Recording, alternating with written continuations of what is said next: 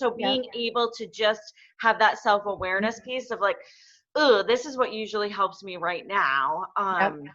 can be really, really life-changing, honestly. Yeah. I love that. I think that that's so, so great.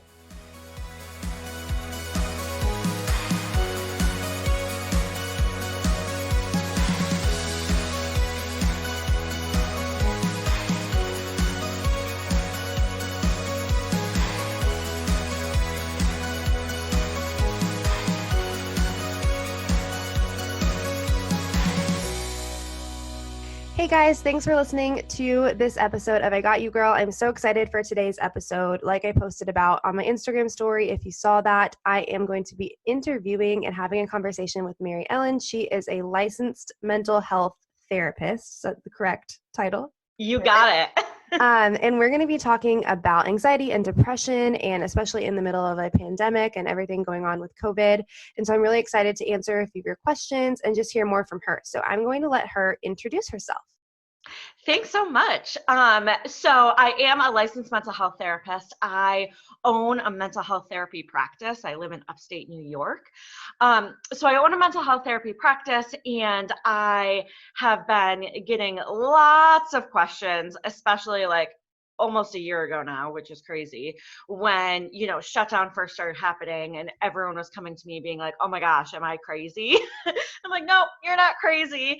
And so I love, love, love being able to kind of destigmatize mental health and explain like, okay, this is what's actually going on. Because oftentimes if we're struggling with things, I know I felt this where I'm like, am I the only one thinking this? Like, is there something wrong with me? So being able to have those conversations to be like, no, there's nothing wrong with you. Like, this is what's actually going on, I think helps to kind of destigmatize mental health and anxiety, depression, all of it. I love that. I think that's so important too, because I know it can be hard, especially in today's like day and age of like self-love and self-care and all of that, to know like, is what I'm feeling anxiety, or is what I'm feeling depression, or am I just anxious? Or because, you can be anxious without having anxiety, and you can be sad without being depressed. And so it's kind of hard. People get those lines blurred with all this information that's on social media and on the internet. So I'm really excited for you to kind of break down what it actually means, like what anxiety actually is, what depression actually is, and how, yeah, there is such a stigma around mental health. People don't really want to talk about it, or they want to talk about it, but they're saying the wrong things and getting information from the wrong sources. Maybe we can start there. So is there like a textbook definition that you have of anxiety, depression, or how would you be able to tell someone that came to you and said, I think that I'm anxious, or I think I'm depressed, versus and diagnosing them, I guess, versus just saying, oh no, you're just going through a hard season right now? Absolutely. So I'm really glad you asked that, because there is, right? So to diagnose people, there's this book called the Diagnostic and Statistical Manual. It's referred to as the DSM, which basically is like, okay, here's depression. Here's all the criteria you have to meet to be diagnosed with depression, right? And that criteria is, there's like 7 criteria, and you have to meet 5 of them, let's say. That's not exact, but just as an example, like you have to meet 5 of these criteria in a period of like 6 months to be diagnosed with like major depressive disorder. And like you said, I feel like so many people forget that like anxiety is a feeling. And so, yeah, there is a disorder called generalized anxiety disorder that a lot of us struggle with. But it's also a feeling.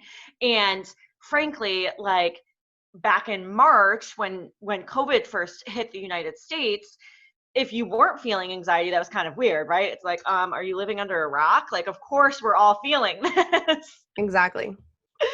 And so I think oftentimes, like you were saying, like mental health is becoming more prevalent on like Instagram and this, that, and the other thing, which I love. Like on the one hand, I really love that. But on the other hand, people are getting misinformation, right? People are like, oh my gosh, I'm not feeling super empowered and self-love. Does that mean I'm depressed? Yeah. Like, no, that doesn't mean you're depressed, right? And so I think it's important for all of us to be careful not to diagnose ourselves, because at any given time, anyone in the world can be meeting those criteria of a diagnosis, right? Like the definition of a diagnosis. But to actually be diagnosed, it's a little bit more involved than just oh, I'm going through something and I'm meeting, the criteria of this. Does that make any sense? Yeah, that does make sense. And so I think it's interesting because I honestly didn't really know that for depression, you have to meet a certain criteria within a time span. So it's not just like I've, felt sad before and I felt like, helpless before, but not maybe all at once and not in the same time. So I think that makes a lot of sense. I didn't even know that. Yeah, so that's interesting. So with anxiety too, I like how you said generalized anxiety disorder. And then I know there's panic disorder because I've had that. And so that is different than just feeling anxiety. So during COVID, I'm sure, like you said, you had so many people that were struggling with being anxious. And so would those people classify as having generalized anxiety disorder? Can it start just from a traumatic event like that? Or is it more like biological, you're born with it, it's in the chemicals in your brain? How does that really work? So it can start from anything, right? Like someone who's 50 years old who's never experienced anxiety a day in their life can, develop an anxiety disorder. But again, it's hard to say that like straight out because it's very individualized, but every mental health disorder, anxiety, depression, whatever it is, you have to meet these certain criteria. So people who are like, oh, I'm feeling really, really anxious, like, yes, you're feeling anxious and that's not good and we want to help that, right? Who wants to feel anxious? But that doesn't necessarily mean that you need to go on medication. You're going to be anxious the rest of your life. I think everyone should go to therapy, but that doesn't necessarily mean like, oh, I got to get into intensive therapy. Like, no, that's part of being a human. And I think that like, again, with this like self-care era, as awesome as it is, I think sometimes like when people fall short of that, they're Mm-hmm. like, oh my gosh, there must be something wrong with me. And it's like, Yeah. well, maybe not. Yeah. Let's dive a little deeper into that. So I know with, self-love and self-care, everyone talks about it. And, I talked about this on another episode. I don't remember which one, but how, everyone is normalizing, having a side hustle and, working hard and like your work ethic and your self-development and all this stuff. It's constant. And so it's kind of easy to fall into comparison mode. I know, especially for me, because because I was doing Beachbody coaching for so long. I follow a ton of, self-help gurus and personal development people and all this stuff. And sometimes it's overwhelming just because everyone is saying something different. You need to be doing this. You need to be sleeping 8 hours a night and you need to be doing an hour workout a day. And you need to be, doing your self-development, all this stuff. And if you don't have a side hustle and you're not investing in this, it's like constant. And so it's even led for me to feel like I'm falling short. Like I have so many things going on in my life that I'm always like, trying to balance and take care of. And then I see these posts and I'm like, oh my God, I'm not even doing enough as it is. So what are some, of the things that you have noticed in the recent months? I think it's gotten worse since COVID.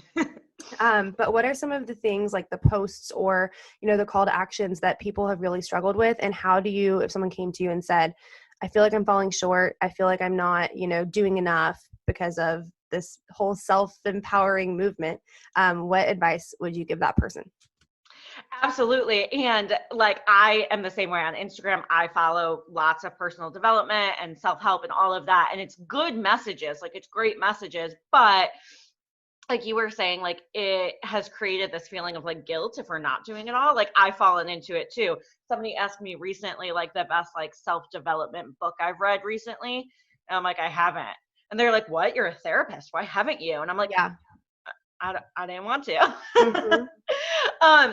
So the advice I give for that is recognizing that yes, we're being overloaded with information and what works for other people doesn't work for us. And also, if we are feeling guilty, if we're making decisions based off of guilt, like I'm going to exercise because of guilt, I'm going to read this self-help book, Wow. I start a love side that. hustle, like whatever, Yeah. that's not a good reason, right? Yeah, Because at the end of the day, we don't want you to feel guilty. Like that's exactly. kind of the opposite goal. Yeah. Yeah, I love that. And I love the way that you put that because that's something that really drove me for so long. I talked in my last episode last week about how I was doing things because I felt, shame if I didn't. And I felt guilty and judged if I didn't. So it wasn't even because I thought it was a good decision for me anymore. It was because I felt like people were looking to me to make this certain decision and to be this certain person. And I didn't want, I didn't want to be, that person anymore. But because of being guilty and feeling guilty, like I wasn't living up to, what other people were expecting of me, it really held me, in this place until I kind of had to debunk myself, like tone down the personal development podcasts and everything else and just say, what's going to serve me best right now and what's going to help me become the person that I want to be. Because living stressed and under pressure to live up to all these different people's, views and standards is not a way to live. And it's not healthy at all. And there is such a thing as like talking about feelings too much. Mm-hmm. And I talk about feelings for a living, right? I love talking about feelings.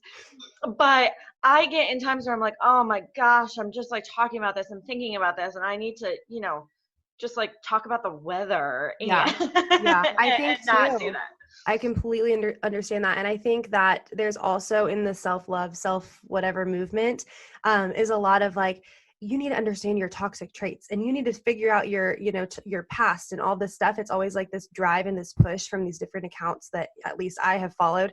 That's like, you have to unlearn all these behaviors. And in order to before you can move forward, and in order to unlearn them, you have to do this, this, and this. And it's like this constant, there's something more you could do. And you're not able to be happy where you are because you're always like, I'm not doing enough. And it's going to be better when I get to this, or when I am this type of person, so it's like this constant cycle of like, I'm not doing enough, I'm doing too much, I'm not doing enough. And it's like constant, I am so glad you said that, because like that brings up a point in my mind of there's this funny comedian who has this like bit about how he hates going to the gym and like seeing fit people at the gym, because he's like, you're done, like you finished, you don't need to be you're already fit, yeah, get out.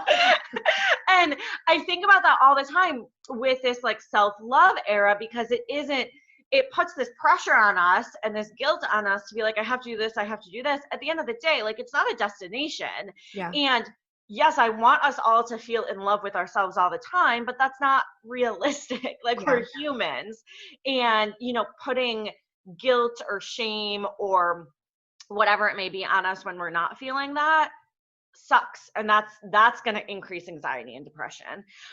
So recognizing that it's just more of like, we're all constantly growing and changing, and if we can like have compassion for ourselves in that, I think that's way more important. Oh yeah, and I love how you said that the self-love movement can lead to anxiety and depression, because that's supposed to be the opposite of it. You're supposed to do self-love to better yourself and love yourself, but then there's this pressure to keep up, and then that's going to lead you to feeling nervous and like, oh my gosh, like I'm not doing enough, it's falling through the cracks, everything's like messing up, so I love how you said that. And I feel this like, I'm sure you can relate, sometimes I feel this like constant state of pressure to be like, oh, I'm a therapist, like I didn't journal today, like I gotta go journal. Like that's no reason to go journal. Exactly. Like that's just making me feel bad. Yeah. And I think especially with my journey with coaching and choosing to leave that, full time, that was something I really noticed is I felt this pressure to be perfect and live this like, I was preaching, oh, a balanced lifestyle and you can be balanced, whatever. But then behind the scenes of that, I would feel guilty and feel pressure on myself to like always be turned on and always be, did I work out enough today? Did I do enough? And it was just, even if I wasn't admitting it, it was going on subconsciously in my brain of like, I'm not doing enough. My workout wasn't good enough. Like I shouldn't have eaten that, like whatever.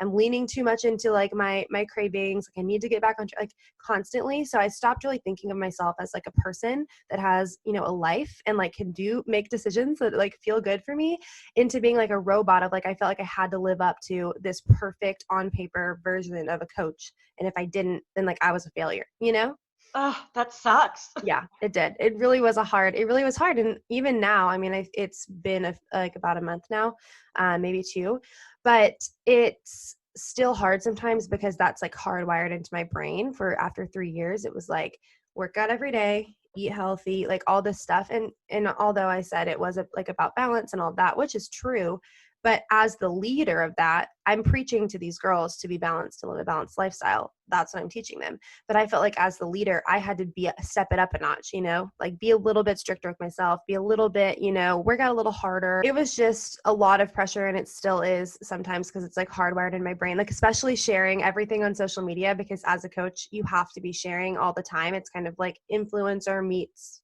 personal trainer, but they're like, it's your personal brand, so you have to share. So for 3 years, I'm like, okay, I'm sharing everything, whatever.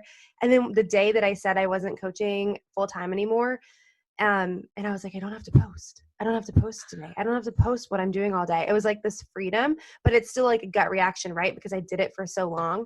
So I think, no matter what your role is, like you saying, you felt like if you don't journal that you're a bad therapist. And for me, like if I don't post, I'm a failure of a coach. And if I don't eat perfectly or work out, we all have, this invisible pressure that we're trying to live up to that really, in theory, it makes sense. Like you want to strive to be better. You want to journal to make your, work on your mental health. I want to post to work on my business. So in theory, it makes sense. But we somehow let these things put this pressure on us that make us miserable in the end. Absolutely. And like, again, the message that we're getting sent about self-care, self-love, wellness, all of that, like they're positive messages. Like at the end of the day, like those are good things, right? We do want to be like self-improvement, but when it's getting to the point of I'm feeling this pressure, I'm feeling guilty, I'm not doing this for the right reasons, or I have to do this, I have to do this, I have to do this, like at the end of the day, just like those fit people at the gym who keep going to the gym, like it's just like a constant, it's more of like a state of being and like a mindset than it is kind of a destination. And so recognizing our motivations, and if that motivation is guilt or shame or pressure or whatever, then that's where anxiety comes in. Yeah, I love that. So we've talked a lot about anxiety. Is there anything you'd like to share about the stigma around depression or, how that really works? I've struggled with anxiety my whole life, so I know quite a bit about it. I've done an episode on it. I'm not sure if you listened to it. So I'm really familiar and well-versed with that, but honestly, depression is not something that I'm very familiar with. So I'd love to just hear more just about that. I don't know a specific question or how you want to talk about it, but if you just want to break it down for someone, make it really simple just so that I can have a better understanding. How do you know if you're just sad and going through a hard time or if you're depressed? And if you feel like you're depressed, what can you do about it? So, yeah. Absolutely. So depression, and again, if we're feeling how I'm about to describe one day or every so often, that doesn't necessarily mean we're depressed. So sadness is feeling sad, right? Like we all can relate to the feeling of sadness.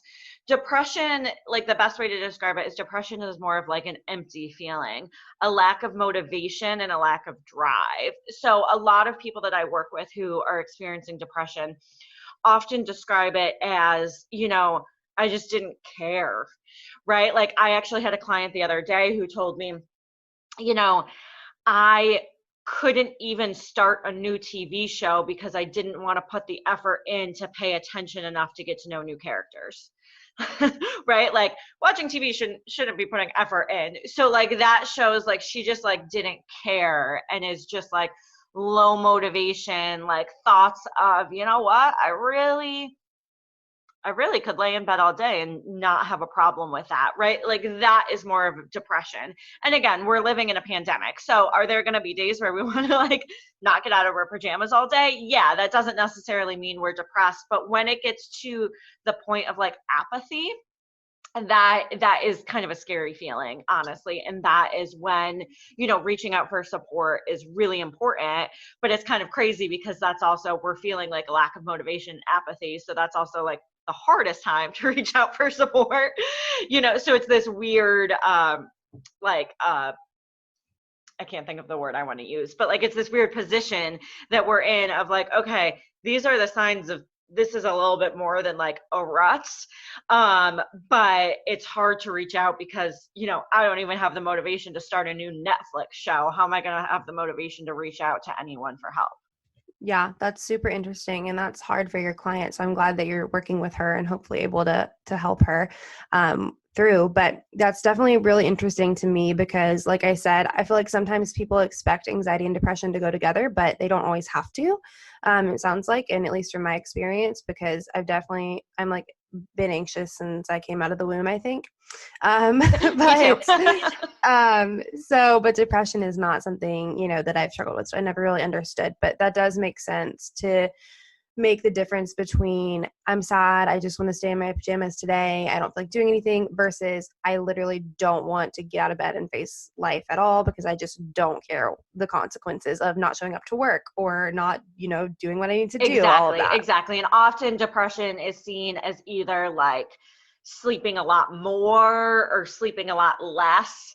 Like there's often, lack of appetite, like stuff Mhm. like that. Like depression is very like seen in the body a lot of the time. Okay. And depression and anxiety, like going off of what you said, they don't always go together, but they can often go together. Oftentimes when I see them together, it's like anxiety, we're in such like a high emotional state, and then we kind of like almost crash into the depression, if that makes Got sense. it. Okay. Yeah, that does make sense. So have you seen a difference? I don't know if you're allowed to even say this, but since the pandemic, is that a trigger that could cause people to fall into depression or develop depression? Or is it more so just we're all going through this hard time, it's okay to feel sad? Or is it possible for an event? I know you said for anxiety, your mental health can be triggered at any time by an event.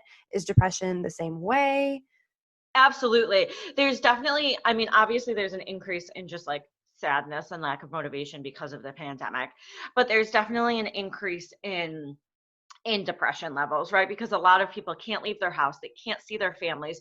So like the things, oftentimes things we do for depression are, go take walks, go be social, be around people, like stuff like that. And we've taken that away. So there's definitely an increase in depression. But one thing I want to say about depression and anxiety, actually two things.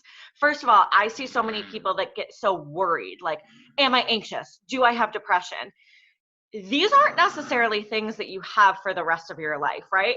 Anxiety and depression are like, I don't want to use the word curable, but like they're very manageable. Like you can see someone going through a depressive state, and in 3 to 6 months of therapy and whatever they're doing, like have no symptoms. Mm-hmm. And so I think people like have these worries of having these labels on themselves. And it's like, well, yes, some people struggle with mental health their entire lives. And, like you and me who have been anxious since the womb, like I am always predisposed to anxiety. So like I will have periods of time where I'm not feeling very anxious and then periods of time where it can be triggered. But I think people get so worried with like, oh my gosh, am I anxious? And now I'm going to be anxious the rest of my life, and I have to be on medication the rest of my life. And that's not how it works, thankfully. Yeah. So I think that's important to remember too. Definitely, that is important. And so, talking about medicine is something I want to get into in a little bit. But before that, I guess I want to ask for someone who is starting to feel anxious a little bit, whether it's the pandemic or something else going on, or someone starting to feel depressed. I guess we can separate them that way. What are some tips? Besides before you get to a point of where it's like, go see someone, go see your doctor and talk to them, when it's just feelings of, maybe a few days of anxiousness, are there any tips that you have for someone going through that they can do or put into practice for anxiety? And then for someone that's starting to, maybe feeling depressed isn't the right word, but feeling down, feeling sad, kind of feeling those feelings, is there some tips that you have for that person as well? Absolutely. So the best thing to do is to talk about it with someone, right? It doesn't have to be a therapist. Like talk about it with someone. Like, I'm feeling this way. Like, do you have any advice? Have you ever felt this way? Because anxiety and depression, like if anxiety, depression were people, their goal would be to keep you alone. So like we want to do the opposite of that. So the best thing to do is talk about it, to A, get it off our chest, to B, normalize it. Like it can do so much for us. Like actually, talking about our feelings changes the shape of our brain actually. um so being able to talk about it, being able to normalize it is huge. The other thing that's huge is like being able to recognize, and this is really difficult, but being able to recognize like, okay, what's my anxiety and or depression, and what's like real life, right? So depression might be saying lay in bed all day, don't talk to anyone, lay in bed all day, and doing the opposite action is what's really important, right? Like anxiety might be telling me like, you have to worry, you have to be stressed, you have to do this, do this, do this. If I can kind of like take a step back from that and be like, okay, this is anxiety. Like, I recognize this for what it is, excuse me. That can be so, so powerful. And again, that's really, really hard to do, but that can be really powerful. Um, Also, I will say, like, we as human beings are all like babies. Like, we need schedules and routines. So, like, keeping a schedule, keeping a routine, keeping ourselves active in whatever way. Like, I was actually talking to a friend yesterday about how I need to go outside every single day. Like, even if I'm like bedridden sick, like, I'm still gonna go to the mailbox or something, because like I need that, and I know I need that. So being able to recognize that, but I think the biggest thing is looking at anxiety and depression a little bit differently, like recognizing that they are a separate entity from ourselves and kind of trying to pick that apart is really helpful. Yeah, that's really, really helpful advice. And I think too, whenever I am struggling with anxiety or I'm noticing that I'm more anxious than usual, something I try to do is say like the anxiety, and I stop labeling it as my anxiety, because I would like claim it and claim it and claim it. I'm like, I'm anxious. I'm very anxious today, or my anxiety is this, my anxiety is that. So even for me, something I would start to do is say, the anxiety, or I am feeling anxious, not I am anxious. And even though it doesn't sound like that's going to make a difference, at least for me, somehow it creates this separation of like, I am me, and there's these feelings here right now, and they're not part, they're part of me, they're happening within me, but they are not me. Does that make sense?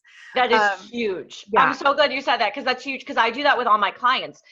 Sometimes I even ask them to like name their anxiety or depression, because it isn't you. Like, oh, the anxiety is telling me this. Like, the anxiety is really loud right now and I need help not listening to it. Yeah, that's awesome. I love that. And I'm such a sucker for a good schedule and routine. I notice that if I don't do my routine, like sometimes I've gotten better with not being so rigid about it, because it used to be like an obsession of like, I have to do everything the exact same way. So now I'm a little more flexible, which is much healthier, and I'm doing much better with it. But I at least need some time in the morning to myself. Like, I just need a few minutes to like gather my thoughts, to pray, to just set myself up for the day. That's something I always, stress to people. Maybe stress isn't the right word. I always, motivate people to really set up sometime in the morning. I guess you could do it any time of the day, take time for yourself. But for me, it's the morning. Like, before I deal with anyone else, I just want to get centered. And that really just helps me in my anxiety too. So even if I'm anxious and not feeling like doing it, even if I just sit for a few minutes and drink my coffee in silence, like that is something for me that helps me set up for a good day. So yeah, definitely being on a schedule, having, these habits, these rituals definitely helps. Well, and it's also recognizing it's recognizing little things too. Like, for example, I struggle with anxiety. If I am tired, my anxiety is like Yep. out the window, Yep. right? And that sounds silly. Like, I'm an adult. Like, I should recognize like, oh, I'm just tired, not anxious. But like, if I am tired, my anxiety like globs onto that and is like, it's time to be anxious. Like, Yep. I'm going to tell you all these things and like stress you out. Yep. And so being able to recognize, for me, recognizing in that moment, if that happens, like, okay, the anxiety is like acting up right now, but I know it's just because I'm tired. Like, I need to go get some sleep. Um, Mm-hmm. but also like being able to prevent that as much as I can. Yeah, I think that that's super important. Like finding what's going to, spike your anxiety, or, make your depression or sadness or whatever it is, speak louder to you when you really find those things, so you can help prevent it before it starts. Maybe not prevent it completely, but I know for me, if I go out to dinner and have a couple glasses of wine, I know that the next morning, at least for a few hours, my anxiety is a little bit higher. And I guess that's because of the chemicals in my brain and in my body, but things like that. And I'm the same with sleep. I have to sleep, 7, 8 hours is my sweet spot. If it's any less than that, I do notice that I am more anxious the next day. Around my cycle, like my hormones definitely affect my anxiety levels. So it's just super interesting. But I imagine that with anxiety, because it's more of a stimulating mental health condition versus depression, which is more of a depressing Mhm. um, one, that it may be harder to do these things with depression versus anxiety. Do you find that, or is that a misconception? Like, oh, since it's anxiety, like it's still hard, but you can talk yourself down, you can whatever. But if you're depressed and you just don't care, how do you find that clients find it within themselves to, talk themselves down or say this is just depression, whatever. Is there a difference? So there is a difference. I think the biggest difference is actually doing something about it, because again, like with anxiety, like we're often motivated to be like, oh my gosh, I don't want to feel this way anymore, so what can I do to not feel this way? With depression, oftentimes there's that apathy piece of it. And so depression often not at the beginning, but like one of the first steps to depression sometimes, which kind of sucks, is kind of like faking it till you make it. Like, okay, make sure you're getting up and doing these things. Make sure you're talking about your depression, even though you don't want to, or make sure you're calling a friend, even though you're not really feeling like it.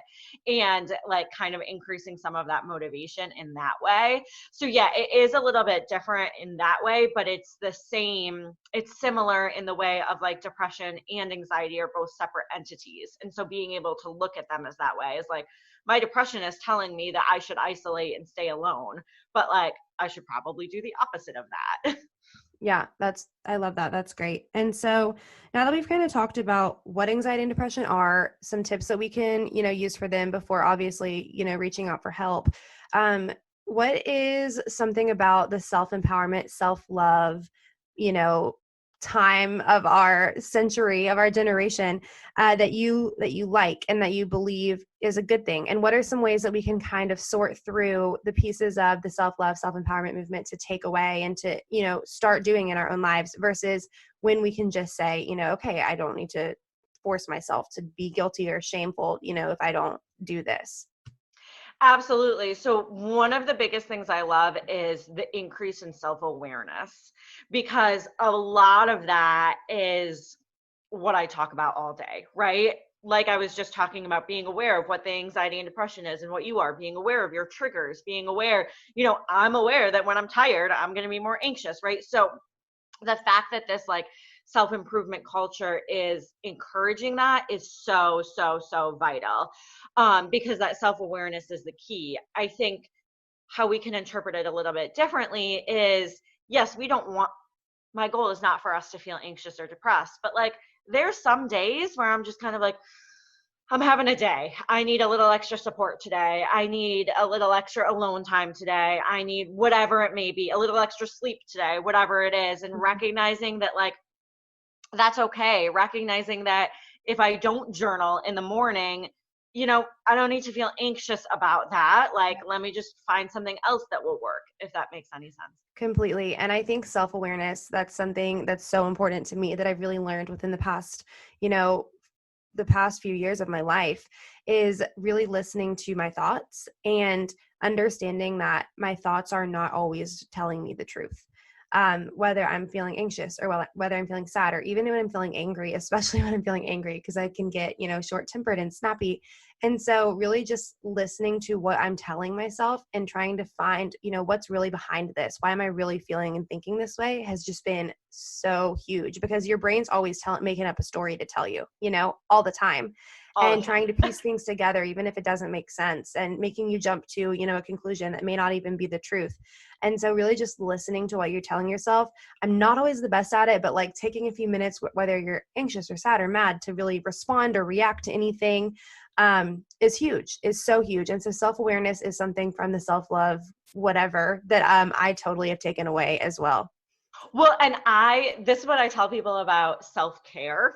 So, so it's funny because I have people that come to my office, right? And they're like, Maryellen, I am doing yoga and I am journaling and I am reading self-help books and I still feel like crap. Like, what am I doing wrong? Mm-hmm. And like, I think that there's a few steps to self-care before that. Mm-hmm. And like, how I would say those steps is the first thing we have to do is recognize what we're feeling, like what's going on. Because so often, and I do this too, we displace our feelings, right? Like we think we're upset with one thing when really we're upset with another thing, or we had a bad day at work and come home and yell at our spouse or whatever it may be. So first we have to identify like what we're feeling. And then we have to identify why we're feeling that, right? Like, am I feeling this way because of this going on, or what's going on? And then that third step is, okay, what can we do to make ourselves feel better? Yeah. And maybe that step is yoga, bubble bath, whatever the self-care thing is. but I think that so often we're just like jumping to that third step without recognizing those first two steps of like, okay, what am I feeling and why am I feeling this way? Yeah, totally. And I think too, what's really interesting is that for every person, self-care can be different. So for some individual, they need to run or they need to work out. They need to move their body to move, those emotions and really just, get moving, get active. But for another person, they might need stillness. They might need, to meditate or to journal or do any of those things. And so I think sometimes we put pressure on ourselves. Like I hate yoga. I really just don't enjoy it. Like I do Yeah. it from time to time, but if I want to feel calm and centered, I'd rather get coffee and like sit down and just chill, like versus like doing yoga. But if you're, being preached at as, if you want to be mindful, you have to do yoga. And if you want to be calm, you have to do this. You're going to feel like a failure again, because you're doing something because you want to get to this end result. You want to feel calm, you want to feel whatever, but that's not what you need. It's what that person needs. And we all need different things at different times, Yeah. right? So like sometimes if I'm feeling anxious, like talking about it is going to help me. And sometimes I just need to distract myself Yeah. and and like sometimes I need quiet time, and so Yeah. being able to just have that self-awareness piece of like, oh, this is what usually helps me right now, Yep. can be really, really life-changing, honestly. Yeah, I love that. I think that that's so, so great. That pretty much answered like all my big questions I had about depression and all these things. And so I guess the last thing that I would ask you is, when is a time that someone is that I know, I believe also everyone should be in therapy. I love therapy, but Me too. is there a time for someone that's not in therapy now? Um, when should they know that they should reach out for help? And how should they go about that? Is there a website? Do they have to like find one by their house? How does it work? Do you have any, resources that you want to share? Absolutely. So the first thing is go to therapy before it gets to the point of no return. And what I mean by that is, so often I see people coming to therapy because they've hit a crisis, right? They had their first panic attack. They stopped showing up to work, whatever it may be. And they're like, yeah, well, I've really been feeling this way for a long time. And it's like, Yeah. okay, let's maybe try to go a little bit before that happens. And so if we start the self-awareness piece and we can recognize things like bubbling up inside ourselves, Mhm. that can be really important. If we recognize that we're not enjoying things that we used to enjoy, if we're isolating from people, if we're struggling to get out of bed, if we're struggling to complete like regular activities of daily living, right? That's a big indicator that we should go get help. Um, a few ways to like find someone. It's hysterical. I mean, I use Google all the time. Google's my best friend. Uh-huh. But like most of the time when people find me, they found me because they Googled like therapist near me. But two of the best ways to find a therapist: one, call your primary doctor. Like call your primary doctor and be like, I think I need a therapist. Like, do you have any referrals? Because they will have referrals like close to you.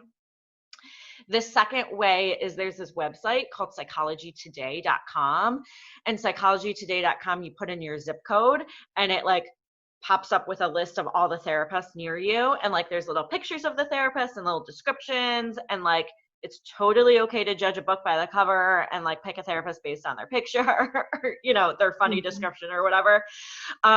So those are the two easiest ways: either call your doctor and ask for a referral, or psychologytoday.com, put in your zip code, and then you'll see everybody near you. I love that. And I think too, it's important to find someone that you can work with. So it's okay if you go meet with someone and you're like, this is not what I need. It's kind of like dating, right? Like you have to find the right one because you want to be comfortable with your A therapist. hundred Yeah. percent. 100%. And like therapy can be really scary, but like it's not as scary as we make it out to be in our heads, Yeah. you know? And so that's important to remember. The other thing is, again, I think everyone should go to therapy, but just because you like start going to therapy doesn't mean you're going to be going to therapy like every week for the rest of your life. Mhm. I think that so often I get so many people who are like, do I have a diagnosis? Am I anxious? Like seasons of life change and life flows, and like maybe you'll go to therapy for a little while and then you won't really need to anymore. So you'll stop or what. And it's important to remember that it's not this like scarlet letter on you. Mhm. Um, like I said a little while ago, anxiety and depression are very, very treatable. And we kind of forget that. But they're very treatable. They're very, like, there are evidence-based scientific treatments of this is going to help you to not feel depressed anymore. Like, here you go. And so that's really important to remember too. I love that. And I love how you said it doesn't have to be something you do forever. Like you could start therapy and be going every week, and then you could get to a place where you're like, okay, I can come once every few weeks or once every month or, every 3 months, whatever it is. I love that. And that kind of leads me into what I wanted to go into next was just a few questions that people had listed on Instagram. And so this is kind of similar. Someone said, I don't want to be tied to a medication that I have to take every day.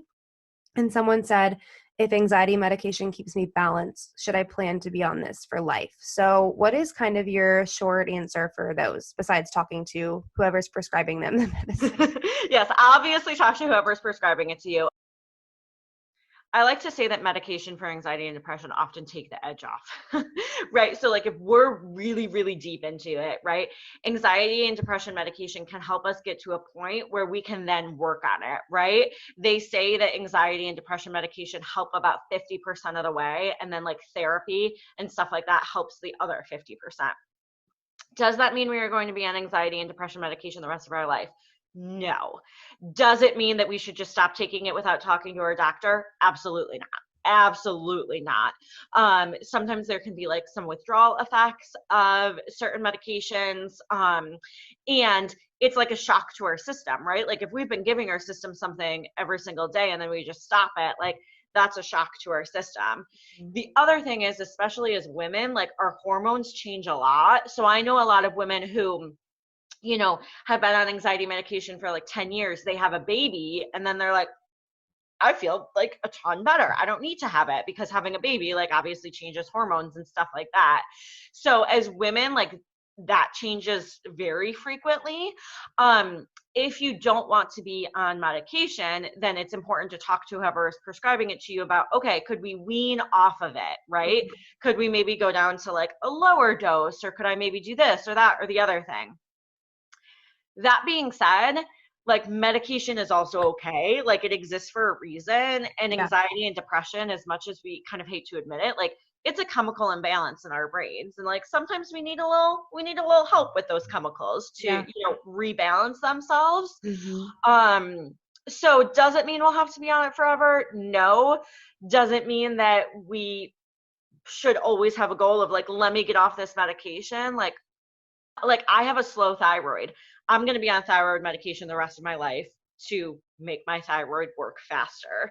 And like, I don't feel guilty about that. Like there's Yeah. nothing I can do to make my thyroid work faster. Like I can't talk to my thyroid and tell it to be better. Yeah. So it's kind of like similar to that too. Like I think there's such a negative stigma around medication. Yep. When it's like, sometimes it can be really, really helpful. Yeah, I think it's interesting that you said that because if you had, some other condition that you have to take medicine for, like, an illness or, a heart problem or whatever, you wouldn't feel shame in taking that. So why is there always a goal of I'm going to get off my medication to make my brain work right? That's kind of puts us in a place where we're, guilting and shaming ourselves for a sickness that we can't control. Obviously, like you said, medication is not going to take away the symptoms. We're going to have to do work too, whether it's therapy or whatever it is, to really change our brain chemistry and make it work better and change our habits. But at the same time, sometimes you do need that help, and there shouldn't be shame in that.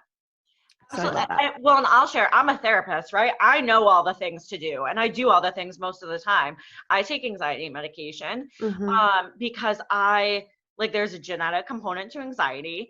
I've been anxious since I was born, and part of that is like genetically related. Yep. And I've recognized that being on like a really low dose of this anxiety medication helps to, and again, for lack of a better term, kind of like take the edge off, right? Yeah. I don't have to be on it. Like I can function just fine without it, but it makes it easier for me to manage the anxiety symptoms, for me to, do all the good things that we've been To cope talking with that. about. Yeah. Mhm. Awesome. I love that. I totally agree with everything you said. And the last question that I have is kind of different than anything we've talked about so far, but I think it's interesting. How do you set boundaries and not hurt the feelings of people? Oh gosh. So that's an in-depth question. And whoever asked that, I'd love to chat with you more about this because I love talking about boundaries. I'll Um, plug your Instagram. Don't worry. so okay, so let me try to think of a short answer for this. So we are only in charge of our own feelings. We're not in charge of other people's feelings. That was my immediate thought when I read that question. I was like, well, boundaries for you. So Yeah, like we can't control other people's feelings. Now, if we're setting a boundary and that boundary is being like, you're a brat, never talk to me again, like, okay, that's kind of our responsibility. We got to be nice and like respectful and stuff like that. But if we set a boundary, like the best way to set boundaries is using I statements, focusing on yourself, right? Like, let's say, let's say you're texting me every single day and I'm like, oh my gosh, give me a break. Like, I cannot respond to you every single day. If I were to say like you're being annoying, right? That's going to hurt the other person's feelings. But if I were like, I'm really struggling, I'm really overwhelmed, I love texting you, but like I can't respond every time and it makes me feel bad when I can't respond every time. So like just recognize that if I'm not responding, it's because I'm busy and I'm overwhelmed and I need this and da da da. If I focus on myself and the other person gets mad, that still stinks, but I can look back on that conversation and be like, I didn't say anything disrespectful. I didn't blame them for anything. I was just focusing on my needs. I love that. I think that's so important. And I think that boundaries is such a hot topic because for so long I struggled with them. I was such a yes person. I never said no to anything. And it led to me being just exhausted and just like a shell of myself because I was so just overcommitted and overwhelmed all the time. So boundaries has been something I've really loved to learn more about and, even research and put into practice. And it's still hard sometimes, but I love that answer because the boundary really is for yourself. And so when you're really focusing on you and doing what you need and doing it in a kind way, you're not intentionally hurting their feelings. So if they're still upset with the boundary, that kind of shows that the boundary should have been there in the first place because they were expecting you not to have that boundary there because they were enjoying it or for whatever reason. Yeah, literally 100%. Yeah, I love that. All right. Well, the last question was, can depression be temporary or mainly permanent in life? But we totally covered that. So every single question that I got directly was answered. And I think that a lot of other questions were answered along the way. So this was so much fun. Thank you for doing this. Oh, this is great. I love it. It's fun to chat with I'm you. so glad. So tell everyone where they can find your Instagram. Obviously, I'll link it. But if you just want to tell everybody so that they can come follow and support. Absolutely. My name is Maryellen Dance. And so my Instagram is at Maryellen Dance. According to Google, I'm the only Maryellen Dance in the world. So I should be That's findable. exciting. We love that. That's great. Well, Maryellen, this was seriously so fun. Thank you for talking to us about mental health and giving us all of these great tips. This was so much fun. Thank you so much for having me.